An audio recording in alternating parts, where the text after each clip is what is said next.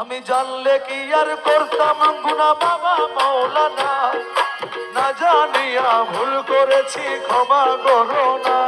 আমি জানলে কি আর করতাম গুনা বাবা মাওলানা, না জানিয়া ভুল করেছি ক্ষমা করো না। ভাই, একটু দাঁড়ান প্লিজ, ভিডিওটা স্কিপ করবেন না। মাত্র 2 মিনিট সময় দিন, কারণ বিষয়টি আপনার ঈমান এবং পরকালের জন্য খুবই জরুরি।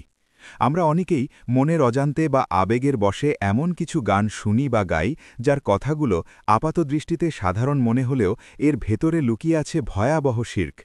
ইদানিং খুব জনপ্রিয় একটি গানের লাইন হল, আমি জানলে কি আর করতাম গুনাহ, বাবা মাওলানা ক্ষমা করো না। বন্ধু, নিজেকে একবার প্রশ্ন করুন তো, গুনাহ মাফ করার মালিক আসলে কে? একজন মুসলিম হিসেবে আমাদের বিশ্বাসের ভিত্তি হল লা ইলাহা ইল্লাল্লাহ।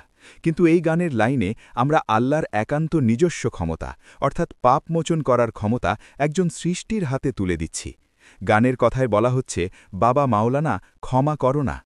অথচ পবিত্র কুরআনের সূরা আলে ইমরানের ১৩৫ নম্বর আয়াতে আল্লাহ স্পষ্ট বলে দিয়েছেন, আল্লাহ ছাড়া আর কে পাপ ক্ষমা করতে পারে। আল্লাহর এই চ্যালেঞ্জের বিপরীতে দাঁড়িয়ে আমরা গানে গানে কোনো বাবা বা মাওলানার কাছে ক্ষমা চাইছি। এটা সরাসরি তাওহীদের সাথে সাংঘর্ষিক। মনে রাখবেন, মানুষ ভুল করলে মানুষের কাছে সরি বলতে পারে, কিন্তু গুনাহ বা পাপ মাফ করার ক্ষমতা কোনো পীর, বাবা বা মাওলানার নেই। এটা একমাত্র আল্লাহর গুণ। রাসূলুল্লাহ সাল্লাল্লাহু আলাইহি ওয়াসাল্লাম বলেছেন, আল্লাহ তাআলা শিরক ছাড়া যে কোনো গুনাহ চাইলে ক্ষমা করে দিতে পারেন, কিন্তু শিরক নিয়ে উপস্থিত হলে ক্ষমার কোনো রাস্তা নেই। তাই বিনোদনের নামে এমন কিছু শুনবেন না বা গাইবেন না যা আপনার ঈমানকে ধ্বংস করে দেয়। আসুন আমরা এখনই তওবা করি এবং একমাত্র আল্লাহর কাছেই ক্ষমা চাই।